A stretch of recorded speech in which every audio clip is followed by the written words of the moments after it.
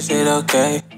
Les Parisiens nyaman di puncak Liga Prancis usai menang 4-2. Paris Saint-Germain sukses mempertahankan 3 poin pada saat menjamu Strasbourg di matchday kedua Liga Prancis 2021-2022 pada Minggu dini hari.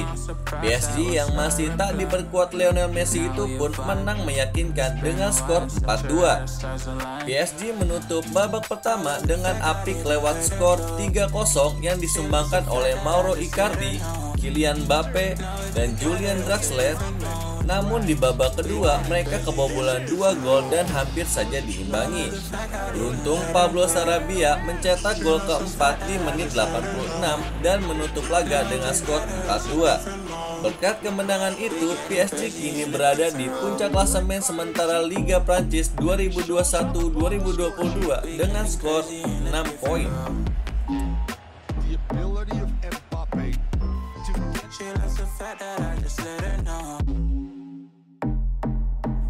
Manchester United menang telak 5-1 atas Leeds United. Manchester United meladeni Leeds United di Old Trafford pada pekan pertama Premier League 2021-2022. Laga tersebut diwarnai kedatangan bek baru mereka yaitu Rafael Varane, hat-tricknya Bruno Fernandes, 4 assist dari Paul Pogba, dan debut Jadon Sancho. Manchester United unggul lewat gol Bruno Fernandes di menit 30. Leeds sempat menyamakan skor lewat gol spektakuler Luke Ayling di menit 49. Tapi Manchester United langsung kembali memimpin berkat gol Mason Greenwood di menit 52.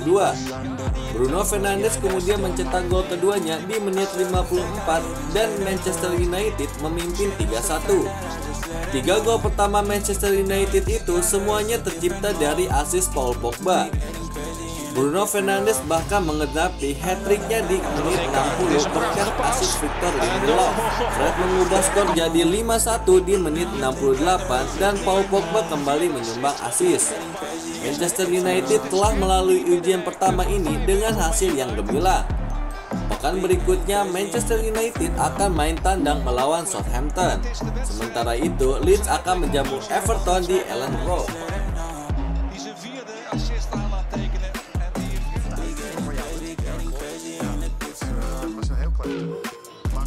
The Blues menang 3-0 di Stamford Bridge. Chelsea sukses membungkam Crystal Palace dengan torehan skor 3-0 di laga perdana Liga Inggris 2021-2022 pada Sabtu malam waktu Indonesia Barat. Chelsea benar-benar memperlihatkan permainan yang apik dan sanggup menguasai jalannya pertandingan. 3 gol Chelsea pun berasal dari aksi Marcos Alonso di menit 27 dan Christian Pulisic pada menit 40 yang berlangsung di babak pertama. Lalu gol ketiga Chelsea tercipta di babak kedua melalui sumbangsi pemain debutan yaitu Trevoh Chalobah. Waarom niet? Nu mag ik het helemaal zeggen waarom niet, want hij schiet hem binnen voor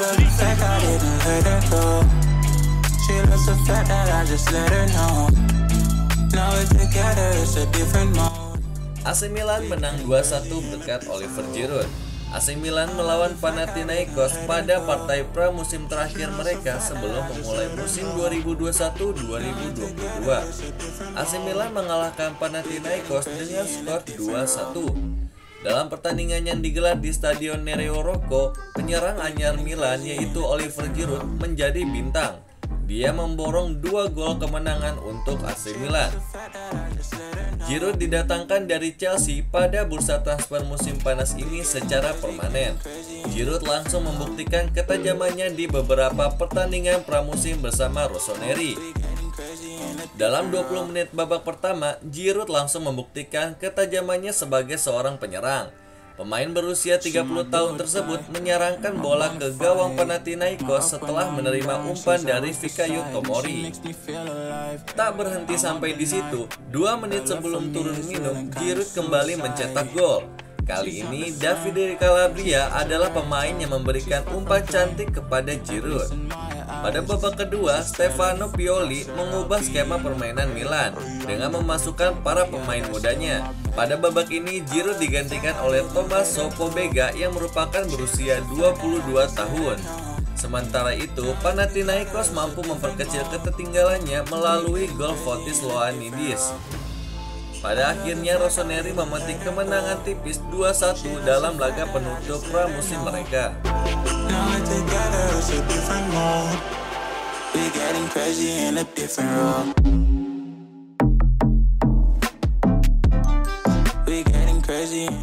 Edin Dzeko dan Denzel Dumfries resmi menjadi pemain Inter Milan. Inter Milan mengumumkan perekrutan dua pemain terbarunya, yakni Edin Dzeko dan Denzel Dumfries sekaligus pada Sabtu malam atau Minggu dini hari. Dua pemain itu memang sudah kelar menjalani tes medis beberapa waktu lalu jelang teken kontrak di bursa transfer musim panas ini. Bomber 35 tahun asal Bosnia tersebut direkrut dari AS Roma. La Beniamata hanya membayar bonus maksimal hingga 1,9 juta euro atau 32 miliar rupiah kepada AS Roma. Bonus itu diberikan jika Inter Milan memenuhi target finish di zona Liga Champions atau 4 besar klasemen Serie A musim ini. Dzeko bisa didapat dengan harga murah mengingat kontraknya tinggal tersisa setahun di klub serigala tersebut. Akan tetapi, Roma tidak sepenuhnya merugi akibat transfer Dzeko ke Inter Milan. Mereka bisa mengurangi beban tagihan 7,5 juta euro untuk membayar gaji Dzeko di tahun terakhir kontraknya. Urusan gaji pula yang menjadi detail penunda peresmian transfer ex-bomber Manchester City ini.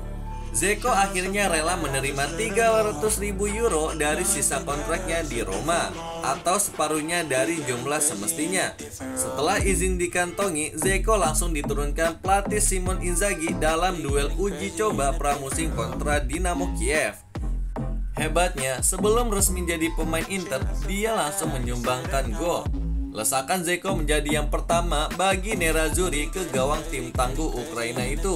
Lalu dilengkapi Nicolo Barella dan Stefano Sensi.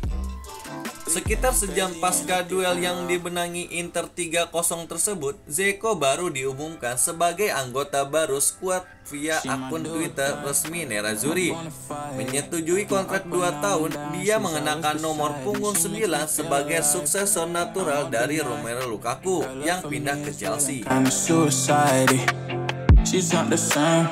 She's such a rare type. She's far from plain. At least in